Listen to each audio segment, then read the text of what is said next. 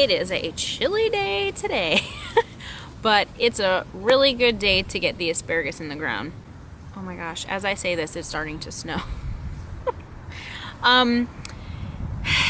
The asparagus crowns will be fine once I get them in the ground. I'm not too worried about that. I've been putting it off a little bit.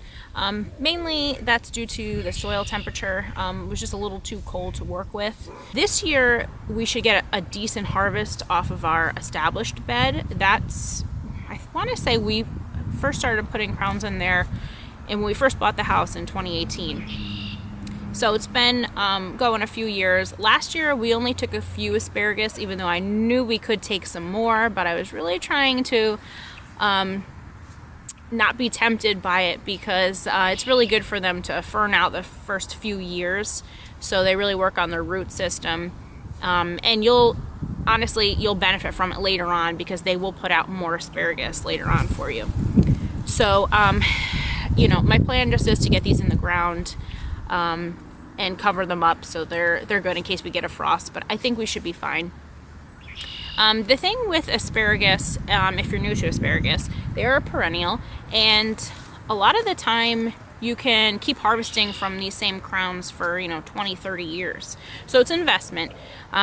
So you really want to invest in it, good soil. Definitely make sure you pick out a good sunny location for where you're going to put your bed. They're not super finicky. The only thing that I really do special for them is over winter I will put mulch, leaves, whatever it is that I have on top just as added protection for the crowns. Because we actually did have crowns at our old house and I forgot to do that step and it did kill them. What I'm going to do is amend this bed.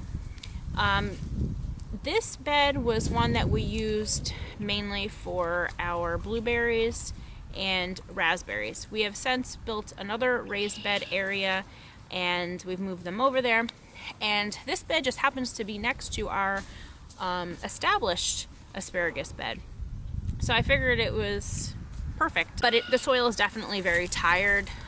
Good soil, but it's depleted. So what I'm gonna do is go down and grab some leaf mold that we have down at the edge of our property. And then I'm also going to mix in some fertilizer.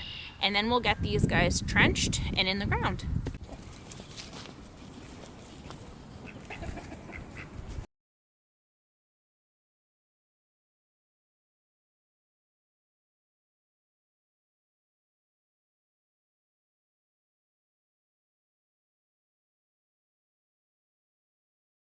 What I did basically is pull back the top layer of leaves here, and then underneath you'll find all this really nice rich soil.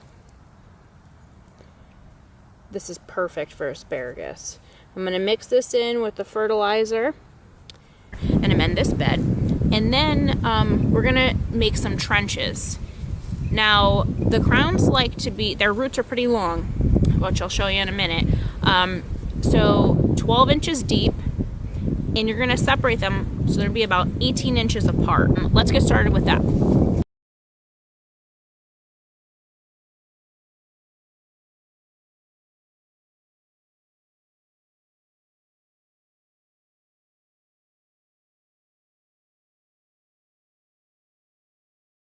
My camera died on me, but I finished amending the bed. I added some fertilizer here to the soil, mixed in with my leaf mold.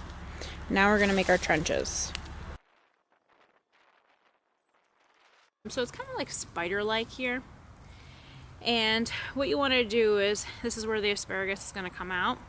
So I've made 2 trenches and I've built up the soil in the middle. And that's where the center is going to rest. And the spider-like legs are going to go in either trench. Okay, that's how they're going to lay in the trench, like this. And I'll fill this up with soil and we'll be good to go. We're all covered up. I only ended up going halfway down this bed. I'm going to have to get some more crowns. Here's a quick look at our established bed. It has straw on top of it from the winter. I'll be pulling off fairly shortly. Hopefully they grow well.